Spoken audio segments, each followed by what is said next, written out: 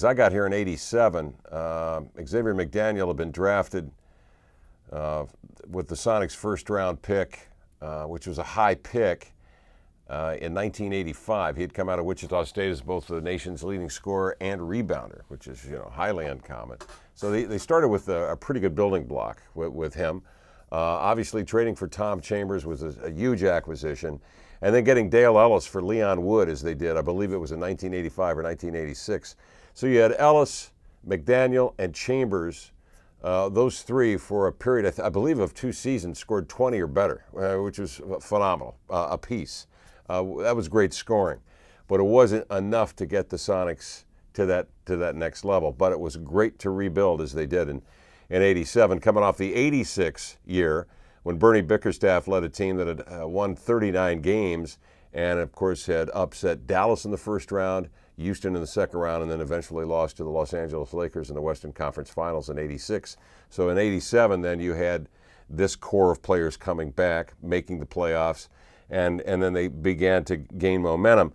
The key, though, was in 1990 when '89 they had a horrendous year. In 1990, a couple of things fall their way, including a ping pong ball or so, and they get the second pick in the 1990 draft.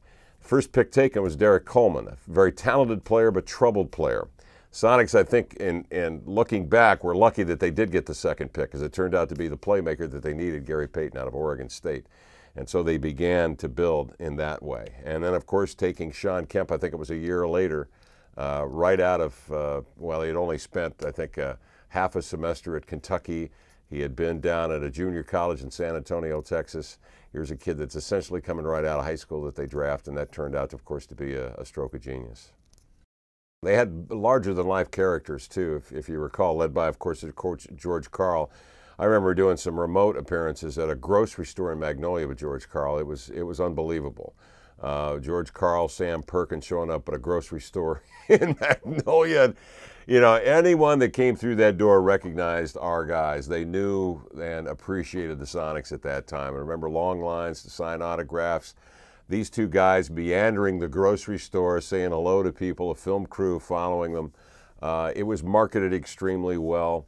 The broadcasts were fun at that time as well, because it was working with the great Marcus Johnson, and Marcus just had a real flair for the dramatic and a real great understanding of the game of basketball and what was happening in Seattle in the '90s with this team as they continued to build.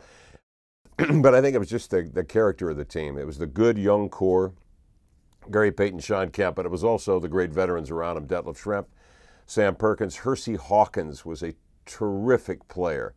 A great gentleman, a guy who always came prepared to play. You had those types of people around the young guys, and I think that's what made that a real special team for that period of time.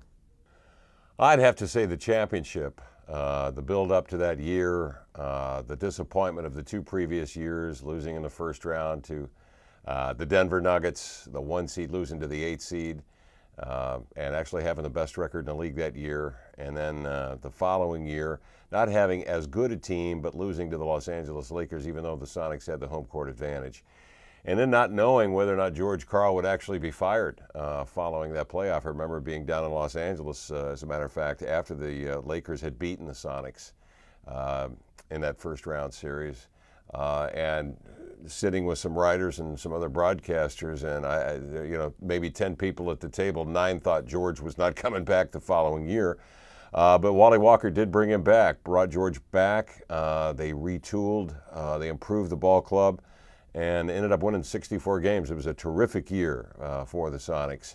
Unfortunately, they ran into the winningest team in the history of professional basketball then and now, the Chicago Bulls, who won 72 games with a renewed Michael Jordan. But it was fun just to be able to follow the Sonics that year, follow them then on into the championship.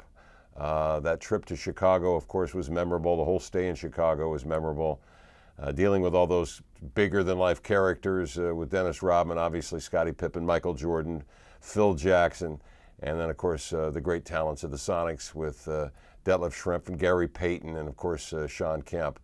The series against Utah was a memorable one as well. It was a sort of a coming out for Gary Payton and Sean Kemp. We really thought at that time that this would be the 1-4 combination that would supplant and replace and would soon dominate the 1-4 combination, Hall of Fame combination of John Stockton and Karl Malone. But of course, because of certain circumstances, that never was to be.